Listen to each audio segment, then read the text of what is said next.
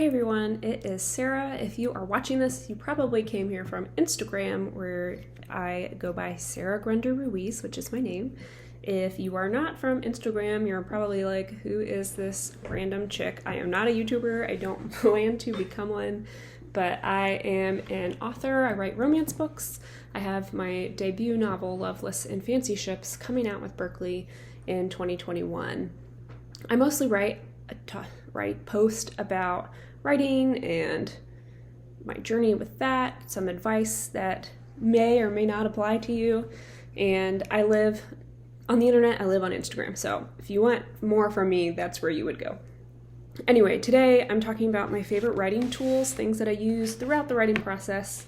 Many of them you'll have heard of, some of them you won't have maybe, but I wanted to make a YouTube video of this because I knew it would be a longer, in-depth kind of, not tutorial, but just like insight into how I use these tools. So don't expect me to become a YouTuber. Do not like and subscribe. I mean, you can, but you'll probably be disappointed. Anyway, the first tool I want to talk about is Scrivener, and if you have been in the writing world at all on the internet, you have probably heard about Scrivener. I love Scrivener, and it can be a little overwhelming at first. I remember going back and forth between whether I was using it or not a few years ago, but now all my first drafts, all my draft zeros, sometimes second drafts will be in Scrivener, depending on what sort of big changes I'm making. So here is my setup for Scrivener for my second book, which hopefully will be approved by my editor, but we'll find out. So I'm not going to show you too much because there are spoilers in here, but I do want to show you some of my favorite aspects and why I really like Scrivener. So this is Scrivener 3. I just updated to it after my son destroyed my laptop and I bought a new one. I was like, you know what, might as well update Scrivener 2.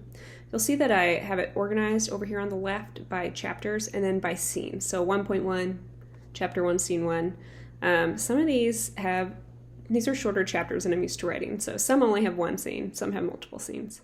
And what I like is this corkboard view, so if I clicked here, I would see the document, but the corkboard view is really cool too because you can put a synopsis of each chapter, notes for each chapter. You can label them, so I have like to do in progress, first draft, revised for, so I could be like, oh, that's a revised draft, and I can label it that, maybe red. I usually change the labels to fit things. You can do labels by POV or timeline, whatever kind of labels you want to do, so you can kind of get an overview.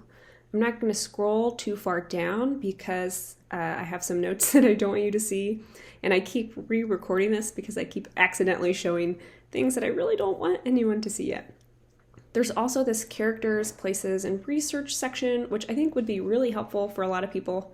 I don't use it because I tend to use Evernote for those sorts of things, which I'm going to talk about later, but my favorite part of Scrivener is the trash, which sounds kind of strange, but for someone who drafts really fast and crazy and wild, I have a lot of garbage, and whenever I delete a scene, it'll end up in that trash, and I don't have to worry that I've lost it somewhere.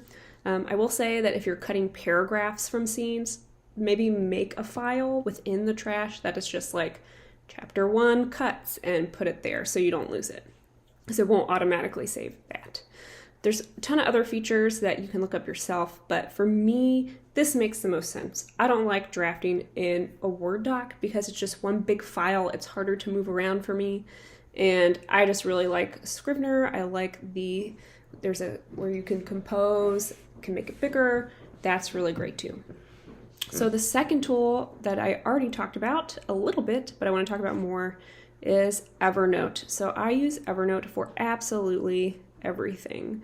You'll see here, this is also for the same book. I'm being very specific about what I'm showing you because I don't want to have any spoilers there. But what I like about Evernote is that I can have multiple notebooks. So actually any Instagram post I have a notebook for that where I just draft it. I can clip things from the web, so you'll see here, this is a charter itinerary. When I was looking at charter itineraries, just clipped it, goes in my notebook. I love how Evernote syncs across devices. So I also have Evernote on my phone. It's on the bottom, on this like bottom little section there, and I just click it open, and if I update it there, it's going to update on here. And you can also do stacks. There's so much you can do with Evernote, but for me, it's really nice that it syncs. So if I have it on my phone, if I wake up at night and I'm like, oh, I have a great idea, I type a note there. I can easily access it on my desktop. You can use the browser clipper to clip notes into it. This is kind of where all my research goes. I have lines of dialogue. I have, as you can see, research in there. I have schedules. I have timelines. I have entire scenes. So I think it's the best note-taking app out there. You can tag things. Oh, one thing I forgot to mention about both of these, Scrivener and Evernote, is just the search function is so nice. So if I want to search a word in the manuscript, I can find it throughout the whole manuscript. Word does that too, but I don't know. It just seems better here. So that's Evernote. The next thing I wanted to talk about was, once I've drafted in Scrivener, I will then have a Google Doc with the most updated version. And I use Google Docs for when I'm getting feedback from alpha or beta readers. Some beta readers don't like to use Google Docs, and that is fine. My alpha readers, I send it to them through Google Docs because it's really easy for them to read and comment on that and make suggestions. So I do use alpha readers. I use them in my first draft. They help me shape my books. They're wonderful. And Google Docs is when I do that. Once I have a first draft, I like to look at it in Word and just see how it flows.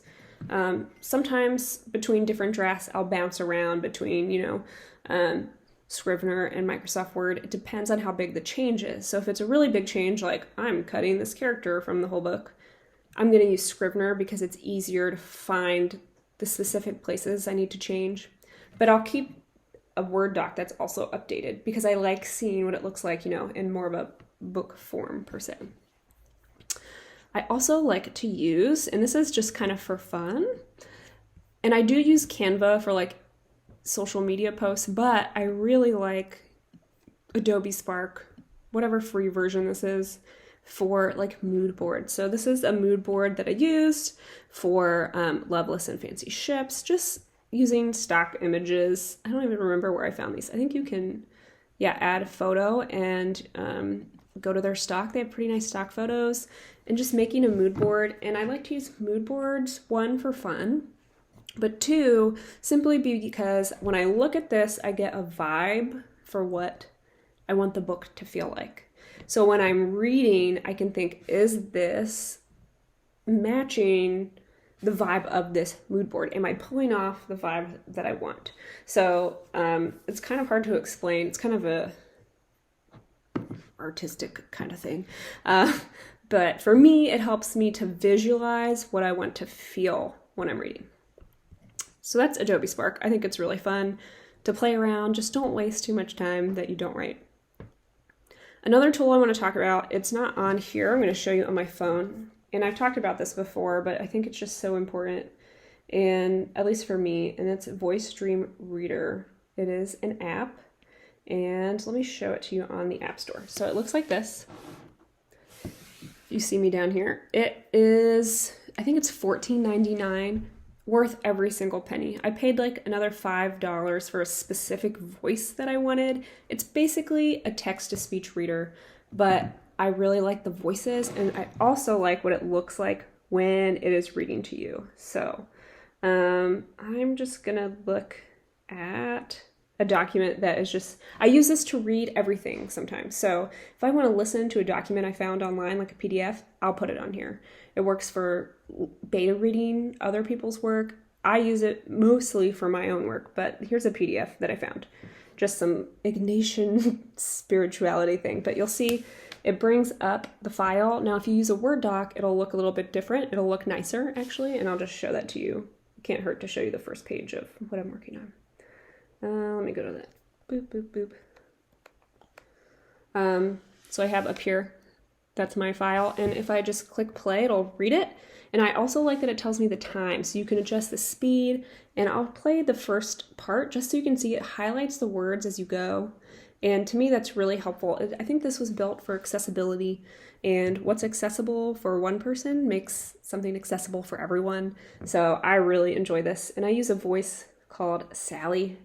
It still reads like a robot, but you can kind of sink into it. So Commander Ruiz Nina Book 1.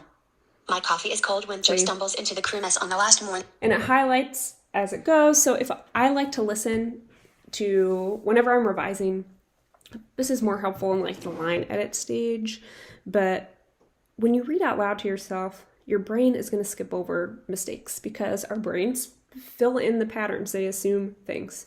But the robot is not going to assume that I use this word twice in a row, or that I have a missing word, or that something's spelled wrong. You'd be amazed the mistakes I've caught in like draft 5. But I like the highlighting, and you can take notes on this too. So I just pause, you can speed it up, slow it down. It's really, really cool. And you can bookmark things to go back to. I'm obsessed with this app, as everyone knows.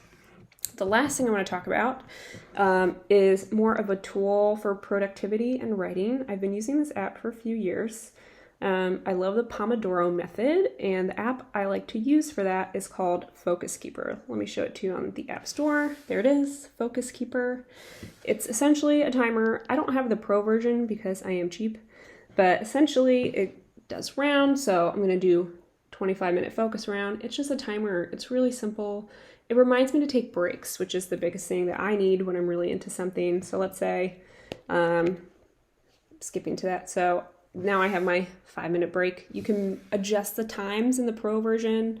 It also like has a ticking sound, which sounds annoying. You can turn it off. I like the ticking sound. But anyway, you can set your goals. Like, how many rounds do I want to do of focusing? And that really helps me, especially when I do not want to write. So there you have it. Those are my favorite writing tools. I hope that one of those might be useful to you, or maybe you will want to use it in a different way. If I've missed any, find me on Instagram and let me know. You can comment here. I just might not see it because I don't spend a lot of time on YouTube. But yeah, I hope that is helpful, and good luck on your writing journey.